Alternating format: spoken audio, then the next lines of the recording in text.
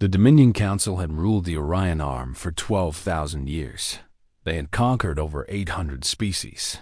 They had burned worlds and harvested civilizations like crops from a field. When their scouts discovered Earth, they saw nothing special. Just another young species with primitive weapons and foolish dreams of reaching the stars. Ambassador Vexilor of the Dominion stood on his flagship's observation deck. His gray skin reflected the cold light of distant stars. Behind him, a fleet of 300 warships waited in formation. Each vessel was the size of a small moon. Each carried enough firepower to crack a planet in half. "The humans have received our message," his aide reported. "They know we are coming." Vexilor made a sound like grinding stones. It was laughter among his kind. "Good. Let them prepare their diplomats. Let them choose their best speakers and their finest gifts.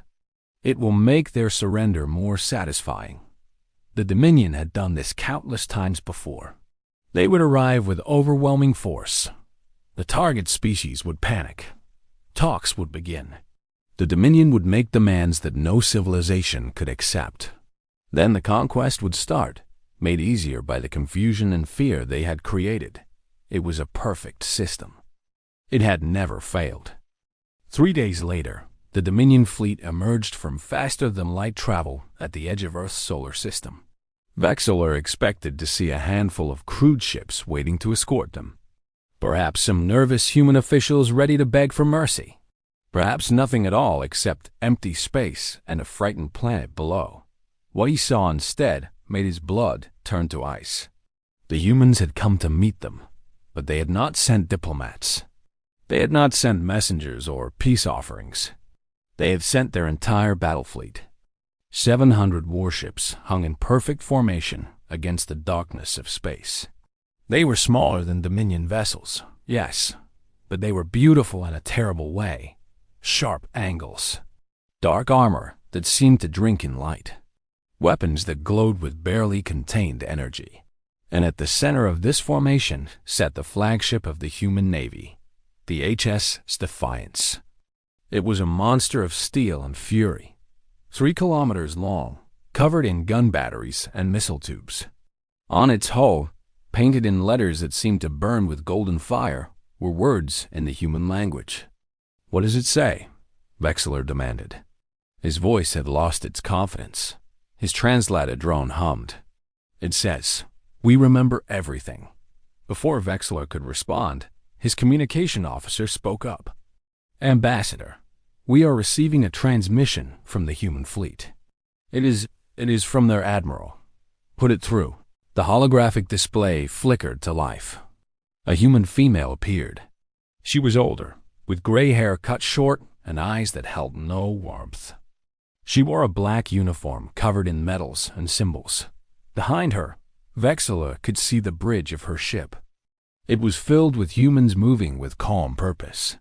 "I am Admiral Sarah Chen of the United Earth Navy," the woman said. Her voice was steady as stone. "You sent us a message 3 weeks ago. You told us to prepare for talks.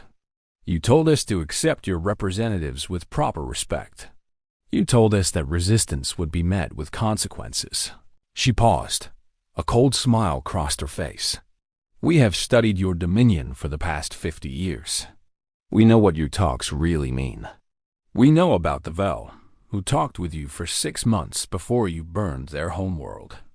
We know about the Karith, who surrendered peacefully and were enslaved for 1,000 years.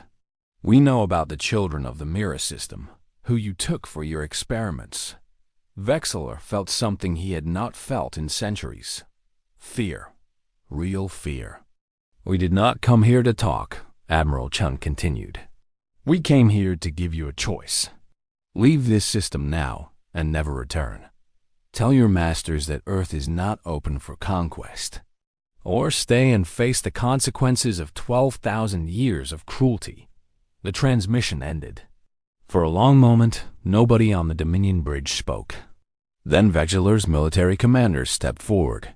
His name was General Krath, and he had conquered dozens of worlds. "They are bluffing," Krath said. "They have more ships, yes, but our vessels are superior. Our shields can withstand anything they throw at us. We should attack now and teach them the price of defiance. Vexillor considered this. The general was right about their technological advantage. Dominion ships were built with materials and systems that younger species could not match. This human fleet, impressive as it looked, should be no match for them. Very well, Vexillor said. Begin the attack. The Dominion fleet surged forward. 300 warships advanced in their classic formation. A wall of death that had crushed countless enemies. Energy weapons charged. Missiles loaded. Shields powered to maximum. The humans did not retreat. They did not scatter. They did not panic. They attacked. The HS Defiance fired first. A beam of pure white light shot from its main cannon. It crossed the distance between the fleets in less than a heartbeat. It struck the Dominion ship Eternal Glory directly in the center. The shields held for exactly 2 seconds. Then they collapsed. The beam cut through the hull like it was paper. The Eternal Glory exploded in a ball of fire that consumed 3 smaller ships nearby. Impossible, General Krath shouted. Our shields should have stopped that. But there was no time to understand what had happened.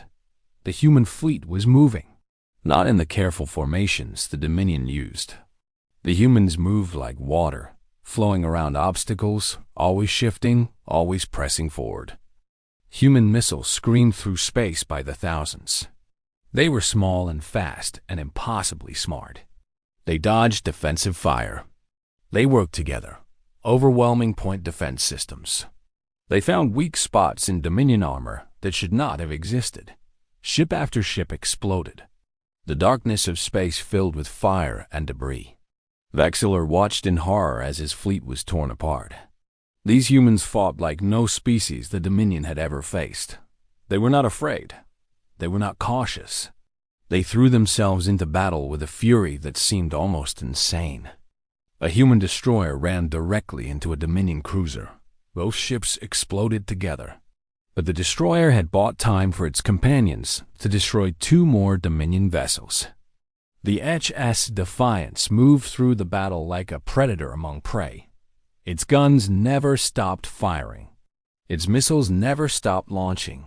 Wherever it went, Dominion ships died. How? Krath whispered. How are they doing this? Vexillor finally understood. The humans had not spent the last 50 years preparing for talks. They had spent 50 years studying their enemy, learning every weakness, building weapons specifically designed to defeat Dominion technology. And they had done something else. Something that the Dominion had never considered. They had prepared to die. Every human ship was crewed by volunteers. Every human captain knew they might not survive this battle, and they had come anyway, because they knew what would happen to their world if they failed. The Dominion had conquered 800 species by making them afraid, by showing them that resistance was pointless, by crushing hope before it could become courage.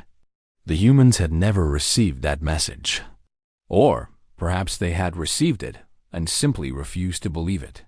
2 hours later, the battle was over. Of the 300 Dominion warships, only 47 remained. They were damaged, their weapons drained, their crews broken. They huddled together at the edge of the system, waiting for death. The human fleet had lost almost half their ships. But the survivors formed up around the HSS Defiance. Battered, burned, but unbowed. Admiral Chun appeared on the Dominion view screens once more. Behind her, her bridge crew was celebrating. Some were crying. Some were hugging each other. But Chun herself was calm. Ambassador Vexillor, she said, you may now leave. Return to your Dominion. Tell your council what happened here today.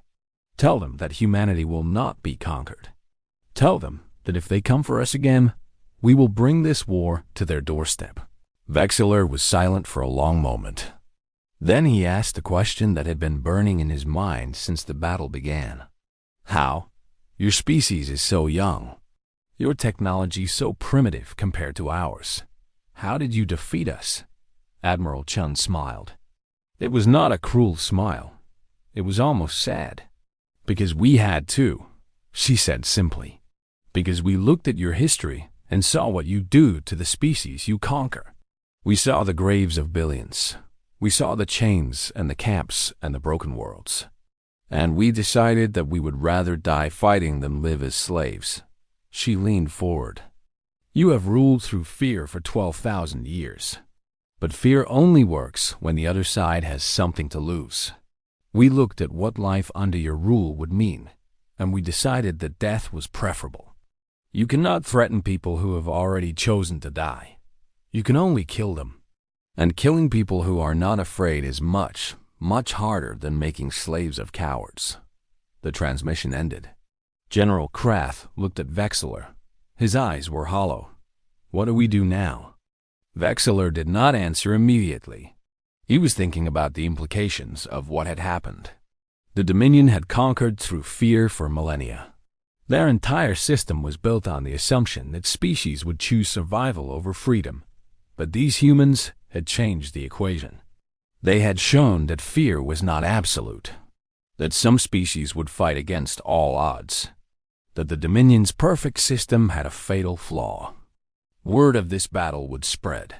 Other conquered species would hear about the humans who had faced the Dominion fleet and won. They would wonder if they could do the same. The age of easy conquest was over. We go home, as Vexler said quietly. We tell the Council what we have learned. And we pray that these humans are satisfied with their victory. But even as he gave the order to retreat, Vexler knew the truth. He had seen the look in Admiral Chun's eyes. She was not satisfied. She was just getting started. The humans had not fought this battle just to save their world. They had fought it to send a message to every enslaved species in the galaxy. The Dominion could be defeated. Freedom was possible, and humanity was coming. As the surviving Dominion ships limped away into the darkness, the HSS Defiance turned toward Earth. On its bridge, Admiral Chun watched them go. She thought about the thousands of human sailors who had died today. She thought about the families who would never see their loved ones again. Then she thought about the billions of aliens across the galaxy who lived under Dominion rule, who had given up hope generations ago, who were about to learn that hope was not dead after all. Send a message to Earth Command, she said. Tell them the battle is won, and tell them to begin Phase 2. Her first officer looked at her. Phase 2, Admiral? Chun nodded. Her eyes were fixed on the stars. So many stars. So many enslaved worlds. It is time to take this fight to them. The war for galactic freedom had begun, and humanity intended to win.